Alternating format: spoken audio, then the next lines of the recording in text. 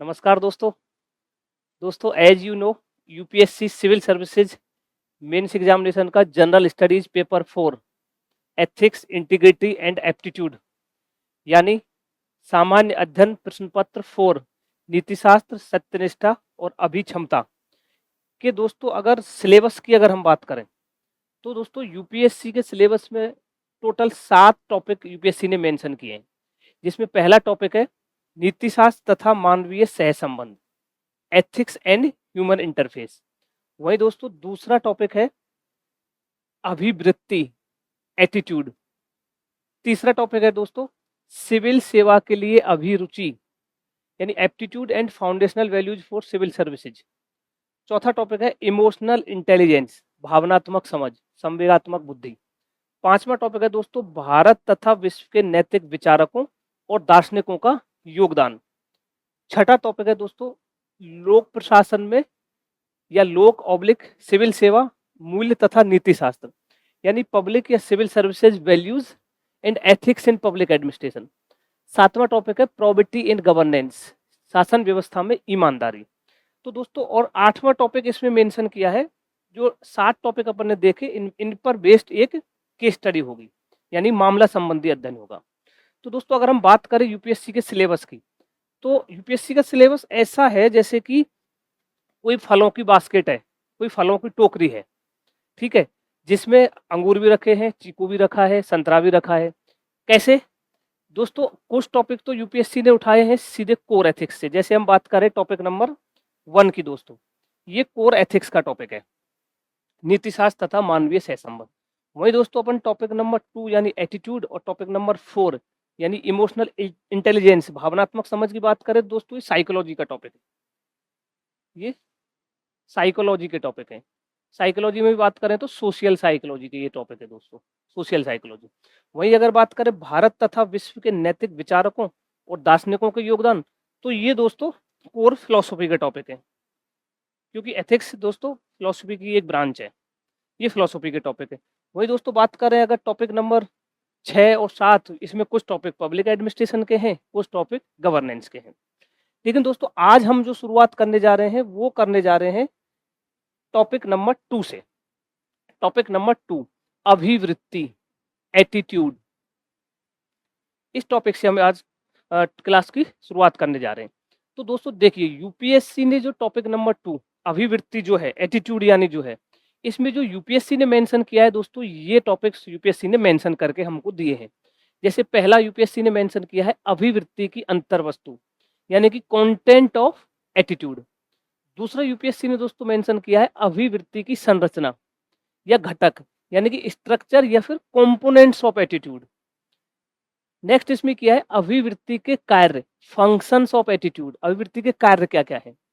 Next इसमें किया है दोस्तों विचार तथा आचरण या व्यवहार के परिप्रेक्ष्य में अभिवृत्ति का प्रभाव एवं संबंध, यानी कि व्यवहार के रूप में एटीट्यूड का क्या प्रभाव होगा, यानी क्या व्यक्ति का व्यवहार उसके हर समय उसके एटीट्यूड का अकॉर्डिंग ही होगा, या फिर हो सकता है उसके एटीट्यूड के विपरीत भी व्यक्ति कई बार व्यवहार करता है। ये सब हम इस टॉपिक में देखते हैं। नेक्स्ट है दोस्तों इसमें नैतिक और राजनीतिक अभिवृत्ति मोरल एंड पॉलिटिकल एटीट्यूड। फिर है सामाजिक प्रभाव यानी सोशल इन्फ्लुएंस। फिर है धारणा या सहमति उत्पन्न करना यानी परसुएशन। अब दोस्तों ये तो यूपीएससी ने मेंशन किए जो है वो टॉपिक हैं, अब इनको तो हम पढ़ेंगे ही नो डाउट, बहुत अच्छे से डिटेल में इनको हम पढ़ेंगे। लेकिन दोस्तों इसके साथ साथ हम इस टॉपिक में कवर करेंगे एटीट्यूड एंड रिलेटेड कॉन्सेप्ट्स, अभिवृत्ति एवं संबंधित धारणाएं। इसमें हम क्या क्या डिस्कस करने वाले हैं दोस्तों, इसमें हम देखेंगे अभिवृत्ति का निर्माण या विकास यानी डेवलपमेंट ऑफ एटीट्यूड, यानी किसी व्यक्ति का जो एटीट्यूड है, अभिवृत्ति है या मनोवृत्ति है, वो विकसित कैसे होती है, वो डेवलप कैसे होती है। मेरा एटीट्यूड अलग हो सकता है, आपका एटीट्यूड अलग हो सकता है, तो वो डेवलप कैसे हुआ है वो हम देखेंगे। अभिवृत्ति में परिवर्तन हम देखेंगे, क्या किसी व्यक्ति के अभिवृत्ति में परिवर्तन संभव है, एटीट्यूड चेंज हो सकता है या नहीं हो सकता है। और परिवर्तन संबंधी कारक देखेंगे कि वो ऐसे कौन से फैक्टर्स है जो एटीट्यूड को चेंज करते हैं। इसमें एक हम देखेंगे दोस्तों अभिवृत्ति परिवर्तन में असफलता के कारण causes of failure and change of attitudes, यानी जब हम किसी व्यक्ति की अभिवृत्ति या एटीट्यूड को हम चेंज करना चाह रहे हैं तो उसमें फेलियर आ रहा है मान लीजिए, तो उसका कॉज क्या है, क्या कारण हो सकते हैं। एक इसमें दोस्तों बहुत ही इंपॉर्टेंट टॉपिक है जो हम डिस्कस करेंगे, कॉग्निटिव डिसोनेंस, संज्ञानात्मक असंगति। संज्ञानात्मक असंगति एवं संज्ञानात्मक असंगति का अभिवृत्ति परिवर्तन में भूमिका, यानी कि कॉग्निटिव डिसोनेंस का एटीट्यूड चेंज करने में क्या रोल है। ये हम क्यों देखेंगे दोस्तों? क्योंकि दोस्तों कोई भी समस्या आप देखोगे ना जीवन में, देख लीजिए आप एज ए प्रशासन में जब जाओगे तब देख लीजिए, उसमें दोस्तों बहुत सी समस्याओं का मैं अभी विद एग्जांपल्स आपको बताऊंगा। बहुत सी समस्याओं का समाधान एटीट्यूड चेंज से ही आएगा। जब तक एटीट्यूड में परिवर्तन नहीं आएगा वो समस्या का समाधान पूर्णतः नहीं हो पाएगा। नेक्स्ट इसमें देखेंगे दोस्तों, सिविल सेवा में अभिवृत्ति की भूमिका, role of attitude in civil services. और इसके बाद हम छोटे छोटे कुछ ये देखेंगे कि अभिवृत्ति एवं मत, attitude and opinion, attitude and prejudice यानी अभिवृत्ति एवं पूर्वाग्रह, अभिवृत्ति एवं विश्वास, attitude and belief, attitude and interest यानी अभिवृत्ति एवं अभिरुचि यानी रुचि, अभिवृत्ति एवं अभिक्षमता, एटीट्यूड एंड एप्टीट्यूड, क्या डिफरेंस है, क्या इंटरकनेक्शन है, एटीट्यूड एंड वैल्यूज, अभिवृत्ति एवं मूल्य। अब दोस्तों आपके मन में सवाल आ रहा होगा कि सर यूपीएससी ने वो ये मेंशन करके दिया है सिलेबस में और हम इतना सब पढ़ रहे हैं। तो दोस्तों देखिए, इसका मैं आपको बता देता हूँ। देखो पीवाईक्यूज के माध्यम से हमको पता चलेगा कि एटीट्यूड एंड रिलेटेड कॉन्सेप्ट्स क्यों पढ़ना जरूरी है। Getting my point? देखिए यूपीएससी 2014 का सवाल है। क्या कह रहा है सवाल? सामाजिक समस्याओं के प्रति व्यक्ति की अभिवृत्ति के निर्माण में कौन से कारक, आ गया ना एटीट्यूड एंड रिलेटेड कॉन्सेप्ट से, अभिवृत्ति का निर्माण और उसमें कौन कौन से कारक प्रभाव डालते हैं। हमारे समाज में अनेक सामाजिक समस्याओं के प्रति विषम अभिवृत्तियां व्याप्त हैं। हमारे समाज में जाति प्रथा के बारे में क्या क्या विषम अभिवृत्तियां आपको दिखाई देती हैं। इन विषम अभिवृत्तियों के अस्तित्व को आप किस प्रकार स्पष्ट करते हैं। तो आया ना अभिवृत्ति का निर्माण से क्वेश्चन, 2014 का सवाल है। और देखिए दोस्तों नेक्स्ट क्वेश्चन और देखिए, यूपीएससी पीवाईक्यू 2020 का सवाल है। सकारात्मक अभिवृत्ति एक लोक सेवक की अनिवार्य विशेषता मानी जाती है। Role of attitude in civil services, अभिवृत्ति का सिविल सेवा में भूमिका, जो हमने रिलेटेड कॉन्सेप्ट में देखा उससे सवाल है दोस्तों। और देखिए एक और पीवाईक्यू देखिए, अभिवृत्ति एक महत्वपूर्ण घटक है जो मानव के विकास में निवेश इनपुट का काम करता है। ऐसी उपयुक्त अभिवृत्ति का विकास कैसे करें, यानी formation and development of attitude, attitude का विकास कैसे करें जो एक लोक सेवक के लिए आवश्यक है। ये मिक्स हो गया, अभिवृत्ति का विकास और एटीट्यूड का role in civil services, attitude, role of attitude in civil services. Getting my point? तो देखिए दोस्तों अब पता लग रहा है ना कि जो एटीट्यूड एंड रिलेटेड कॉन्सेप्ट से यूपीएससी वहां से ज्यादा क्वेश्चन पूछ रहा है। एक और क्वेश्चन देखिए, जीवन, कार्य, अन्य व्यक्तियों एवं समाज के प्रति हमारी अभिवृत्तियां आमतौर पर अनजाने में परिवार एवं उस सामाजिक परिवेश के द्वारा रूपित हो जाती हैं जिसमें हम बड़े होते हैं। अनजाने में प्राप्त इनमें से कुछ अभिवृत्तियां एवं मूल्य, मैं ये हाईलाइट करना चाह रहा था, अभिवृत्तियां एवं मूल्य जो मैंने बताया ना आपको, देखिए ये बताया था एटीट्यूड एंड रिलेटिव कॉन्सेप्ट्स में, अभिवृत्ति एवं मूल्य, एटीट्यूड एंड वैल्यूज, इससे सवाल है सीधा सीधा। तो ये दोस्तों मैं इसलिए समझाना चाह रहा था कि एटीट्यूड एंड रिलेटेड कॉन्सेप्ट जो है वो भी हमारे लिए उतना ही महत्वपूर्ण है। देखिए अभिवृत्ति एवं मूल्य, सीधा इस पर सवाल है। तो दोस्तों हम एटीट्यूड में जो यूपीएससी ने मेंशन किया है वो भी डिस्कस करेंगे इस टॉपिक के अंदर, और एटीट्यूड एंड रिलेटेड कॉन्सेप्ट जो मैंने आपको बताए हम वो भी डिस्कस करेंगे, क्योंकि यूपीएससी का जो सवाल है वो दोनों में से यूपीएससी पूछ रही है, मैंने पीवाईक्यूज के माध्यम से आपको बताया। और दोस्तों पीवाईक्यूज की अगर हम बात करें तो हम हर टॉपिक के बाद, जब से यूपीएससी ने एथिक्स इंट्रोड्यूस किया 2013 से लेकर अब तक यानी 2025 तक, जितने भी पीवाईक्यूज हर टॉपिक से आए हुए, जैसे एटीट्यूड से जितने भी सवाल आए, एटीट्यूड टॉपिक खत्म हो जाएगा, उसके बाद हम सारे क्वेश्चन सॉल्व करेंगे। उसके साथ साथ मैं आपको कुछ संभावित प्रश्न या प्रैक्टिस क्वेश्चन भी दूंगा टॉपिक खत्म होने के बाद।